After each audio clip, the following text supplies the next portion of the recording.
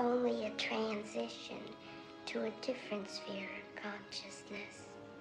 Carol Ann is not like those she's with. She is a living presence in their spiritual earthbound plane.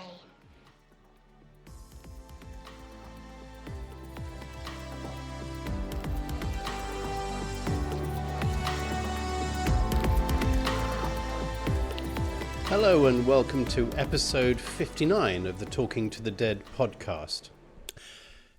In the last episode, I had the chance to talk to the consciousness entity that remains of what we call Satan.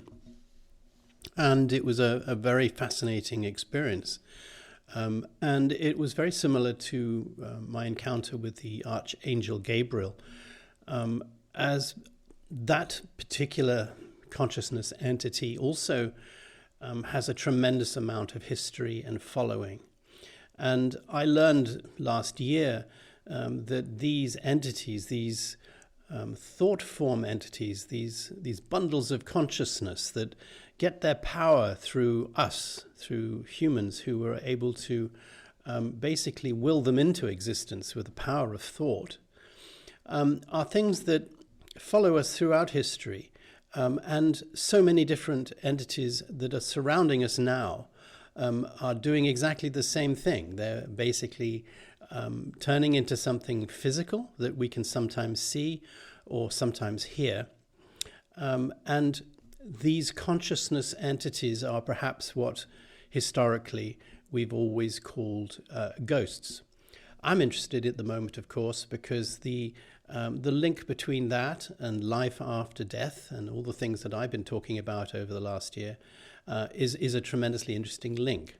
And it also then combines with the potential for other interdimensional beings who have lived alongside us and before humans even came onto this planet.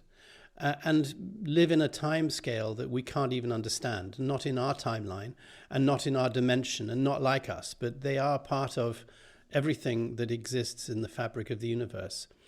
And I suggested, I think a few weeks ago, that maybe they've been making themselves known to humans for thousands of years. There are tons of YouTube videos and books and things written about ancient aliens, and I don't particularly want to go into that. Beyond the fact that even more recently people have been suggesting more and more that ancient humans had the capabilities in technology that far exceed even modern technology in terms of being able to manipulate stone, for instance. And I saw a very interesting program about the pyramids of Egypt, and I'm sure you've all seen that. And even today, they can't explain how on earth relatively primitive people with relatively primitive tools could have constructed the pyramids. And this goes on and on and on. If you're interested in that, you can certainly look it up. But my interest, of course, is about a particular consciousness entity who came through to me last week, and that's the entity called Satan. And exactly where does he come from? Well, he came across to me as being far from the stereotypical Satan that I've grown up to understand, or that you read about in books or you see in movies. And I when I did that podcast, received quite a lot of information from listeners who, on one hand, thought that I was somehow selling out to Satan because I was actually presenting him as being some sort of nice guy. One long-time correspondent even suggested to me that maybe I'm under the influence of Satan, and maybe he's deliberately trying to beguile me, as Satan apparently does, if you follow the traditions, and that he's fooling me, and that he's trying to persuade me that he's a nice person when really he's going to get under my skin, and he's going to do what Satan apparently does best, which is to tempt me and to I suppose capture my soul or something like that. I don't think that's happened to me, but certainly it's not really my place to say that, because how could I say that? It had to be somebody from outside. So thank you very much for that. I don't think that I've been persuaded wrongly. I just will take it as it was. I think it's very interesting. But it got me thinking, where did this idea of Satan come from? We've created this thought form of Satan, and I thought, this is something that is many, many thousands of years old, probably, as old, if not older, than the Christ or the other forms of religions. Well, it's quite interesting, and I did quite a lot of research in the last week or so, and this is why I'm a little bit late with my podcast and starting on this Monday, because I wanted to get it right so I could actually tell you all, because I'm sure most of you, like me, don't really know where this Satan idea came from. And so I thought, having met Satan and obviously allowed him to present himself the way he is, I thought it'd be quite interesting to look into why did we as humans create this monster called Satan, and where did it all come from? Well, the Satan that most of us know, that we see in movies, and he appears usually as this kind of animal figure, perhaps, almost like a goat or something. I think in the Dennis Wheatley novels, they refer to him as the goat of Mendes, with perhaps horns and a pitchfork, black and horrible. This kind of version of Satan doesn't come from the Bible. And apparently it's not even that old, certainly in terms of Jewish and Christian history. It's come across as a conglomerate of medieval and Renaissance art and writing, and I wanted to have a little look and see exactly where it all came from. Of course, it's important to note that most of the concept of Satan seems to come through from the Christian point of view, and some Christians view him as a physical being. Others, I think, will see him more as a metaphor for evil and for temptation. The traditional Christian idea of Satan was that he was somehow a fallen angel, and he fought against God, and he was a rebel, and he was cast out of heaven, and as a result, he came into our domain, where he's in charge of other cast out devils and demons. I also read that the current Pope Francis, who at the moment seems to be very close to death, and it's very sad when that sort of thing happens to anyone, let alone a member of the Catholic Church that is so important to so many people, and I certainly wouldn't want to trivialize that at all. But he's well known for saying that when it comes to Satan, we shouldn't be thinking of him as a myth. Pope Francis obviously believes that he is a representation of evil, and it would be a mistake for us to think he doesn't exist, and that we really have to keep our attention and our guard up to make sure that we don't let Satan into our lives. So we certainly find, though, that a lot of Christians have very different views about Satan.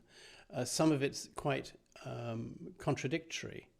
Very much the American Christians, from various surveys that have been done over the years, agree that Satan isn't a living being like you and me, but is very much a symbol of people who are disbelieving. And if you look at some of the Christian movie propaganda, I'd almost call it, and I watched one just to see what it was like, and it was called Left Behind with Nicolas Cage. And it was quite interesting because the books that film was based on are very, very well read by the Christian community in the United States. And this was all about what would happen should the tribulation come, should the end of the world come in the biblical sense.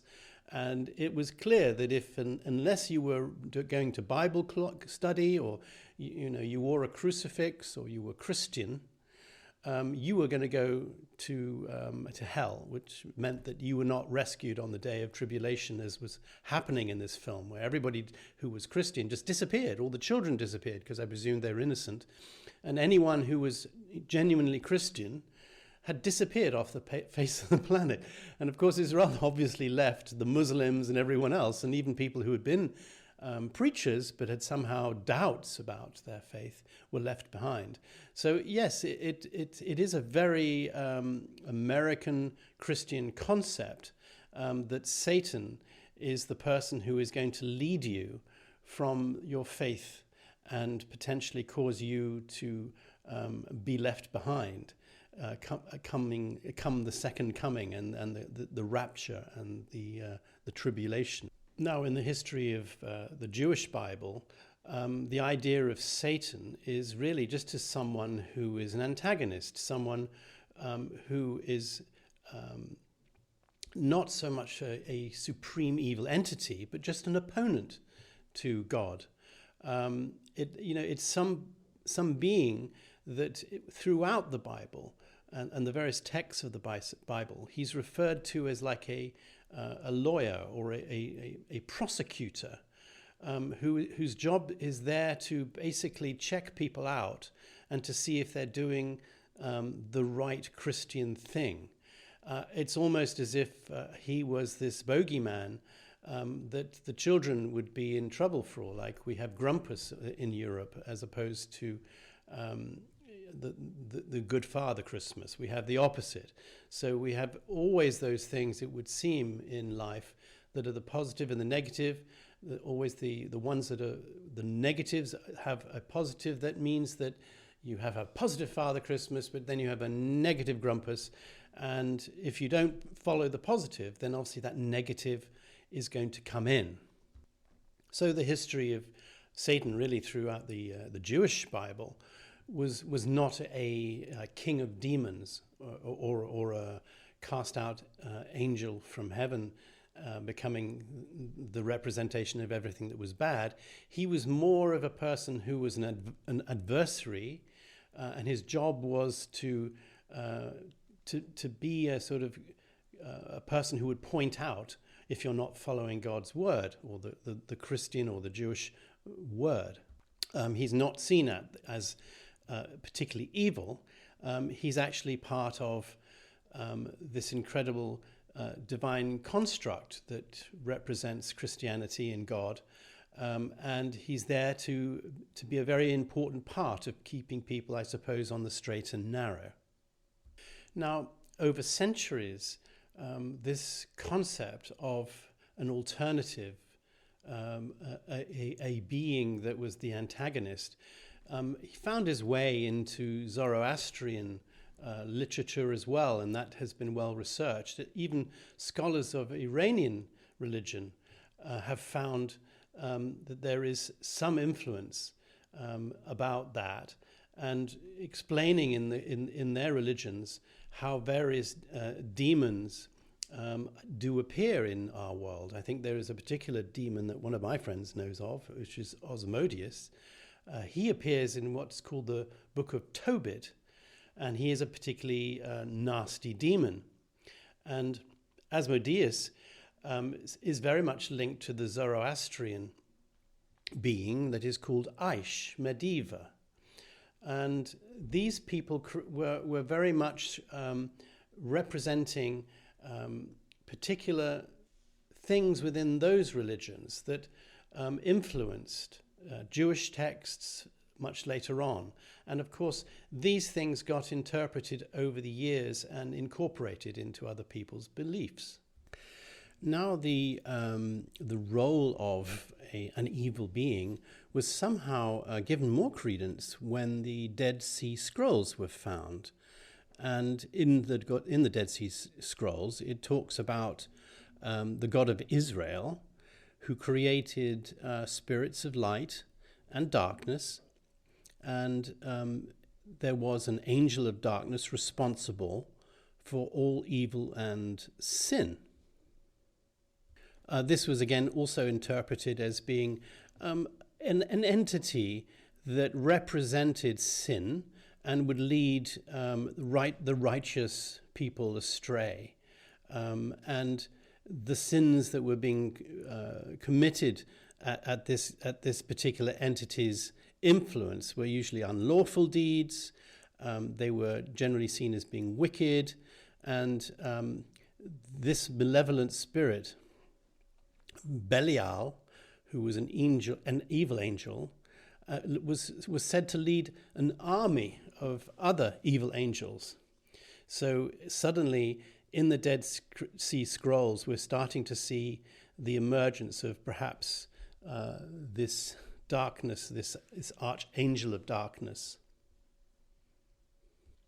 It was very much said that the archangel Michael was the person who was the person leading people through light, but the malevolent angel was a guy called Belial, and he was, very much a person who was responsible for leading all the people of darkness.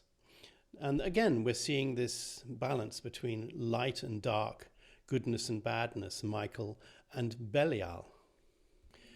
But even earlier than the Dead Sea Scrolls, we come across a book which I've actually read, and I find it quite fascinating. And it was a book called the Book of Enoch.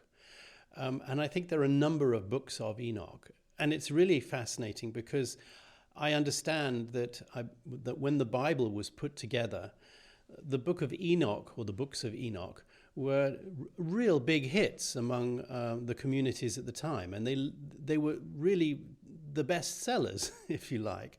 But they were left out of the Bible, which must have been quite incredible, because you wonder why this massively important text, more important than many of the texts that were included, was left out of the Christian Bible. But luckily, we can read translations of it. But what is interesting to our discussion about Satan is that in the Book of Enoch, he talks about angelic beings who were called the children of God. And they would come to earth and they would seduce human women, and then they would give birth to children which were half-breeds of angelic beings and humans, and they were called the Nephilim. The Nephilim is a very old word, but it relates to a Jewish interpretation of devious angels, and they taught humans lots of things that were considered at the time to be evil, such as magic and anything that was considered to be bad. And in the Book of Enoch, they actually name the guy who is in charge of that, and his name is called Shemi-Hanza, not the names that you would have expected. And Shemi-Hanza sat opposite and in opposition to Archangel Michael.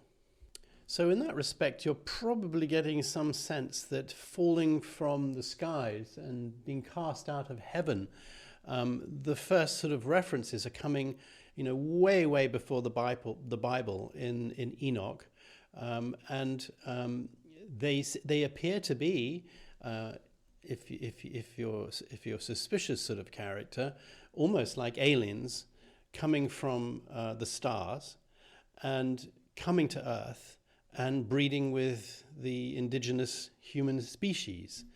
Now, again, that might sound completely crazy to a lot of people, but there have been plenty of books and examinations about that, and people trying to indicate perhaps that those people who came and interbred with people on Earth might have brought their technology with them, or most definitely did bring their technology with them, and those who actually were the descendants, the Nephilim, are still around today. So we're not all descendants of Nephilim, but some people are.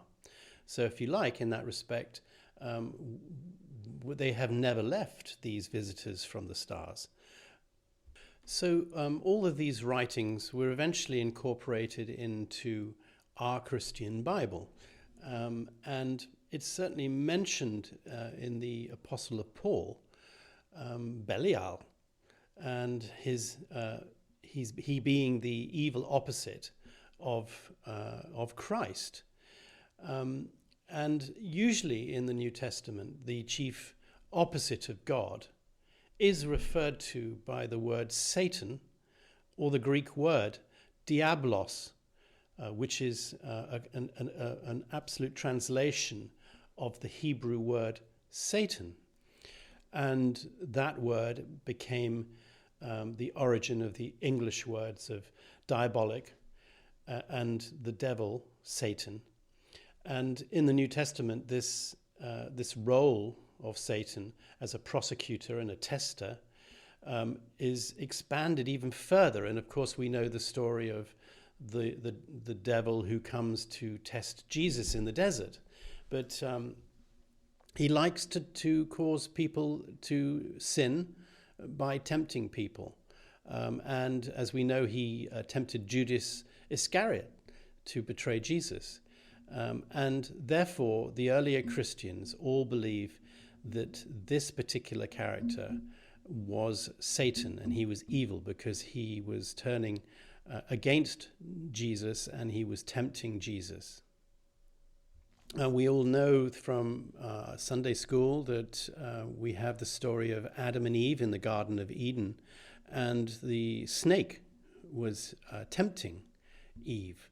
And of course, throughout history, people have figured that snake must also be Satan.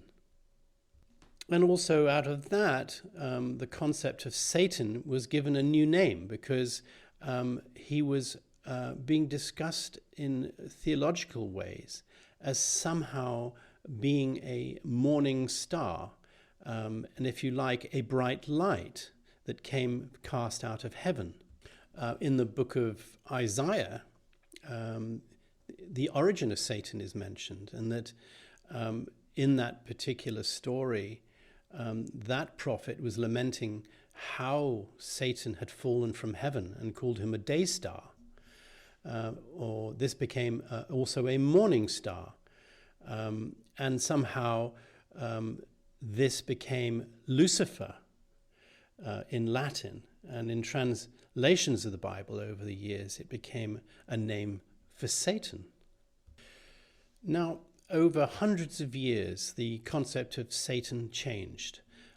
It changed through the way things always change in history, that over a period of time, things never stay the same. The way things are repeated and written changes. And the same thing happened, of course, with Satan. As we go through history, the way he was described and the things that he was apparently responsible for changed in the records. So yes, that really is it in terms of the Satan that we now know.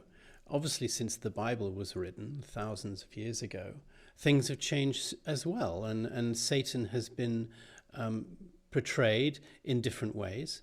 But obviously, millennia before the Bible, as I have shown you, or maybe hundreds of years before the Bible, the origins of who Satan was very, very complex and very, very different from what we now see as Satan.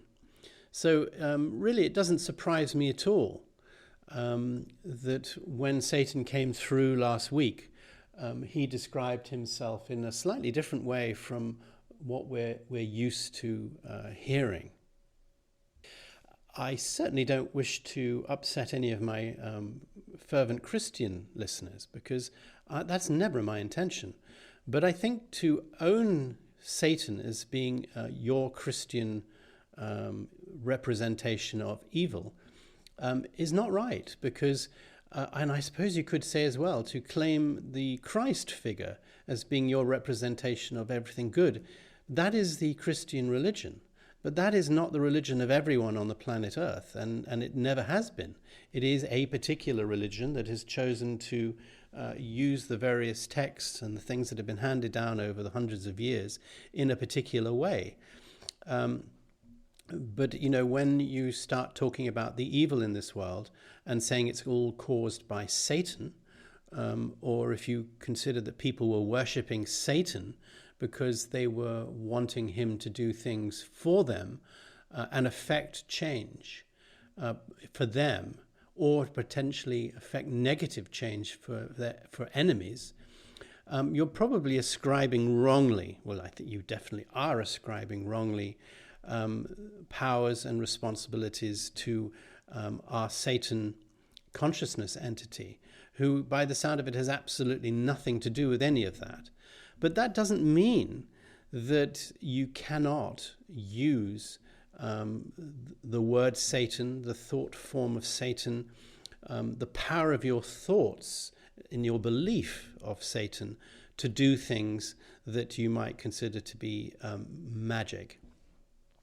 I was walking through a field on Friday night, walking my dogs, and it was completely dark, and I was looking up at the stars, and it was incredibly lovely because there's not much light around that particular part where I was walking by the River Rhine, and you suddenly see the stars in a way that those of you who live in the countryside can appreciate.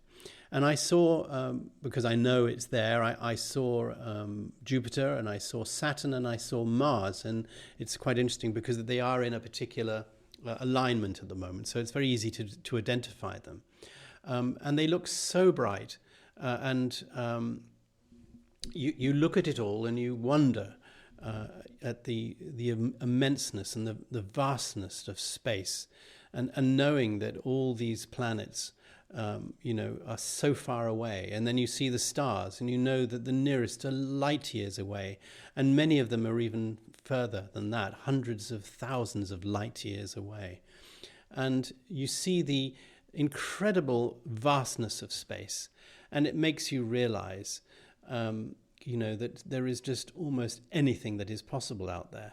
And how could it not be possible that in that vastness of space and that almost limitless amount of time, that other species, other entities, whether they're multidimensional or whether they're single-dimensional like us, but have evolved to have the ability to travel in a way that we just cannot understand, way beyond the speed of light, but in a technological way that we're grasping, or maybe we have and we just don't talk about it because it's being held by governments, who knows.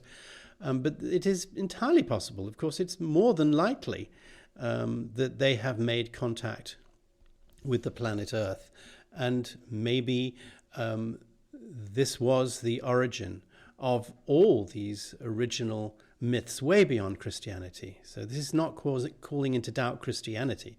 All the documents that Christianity is based on come hundreds of years before Christianity in the Bible. And they were discussing visitors from the stars, or if you want, fallen angels. If you look into the Egyptian times, the early Egyptian times, I believe you can even see depictions of spacecraft and space visitors. And this is something that people find very hard to explain. And the technology, as I said, that was required to do things like cutting stone with such precision, barely existed a few years ago, let alone thousands of years ago, in the hands of what were supposed to be primitive people who barely even had the wheel. So that's really all I wanted to say this week. I hope you've enjoyed it. It was very interesting to do the research. And I think I hope I've answered those critics who believe that I've somehow presented Satan in a way that is flattering, and he shouldn't be presented in a flattering way. I hope I haven't. I hope I've just been able to present him to you as he is, and maybe you just take it as you believe it or not. But I think it is wrong if you somehow feel that you know for sure who Satan is, and therefore he must be evil, and he must be leading me astray or everyone else astray. I think not. And yes, as usual, I would encourage you to do your own research and see what you find. So thank you very much for listening. Bye-bye.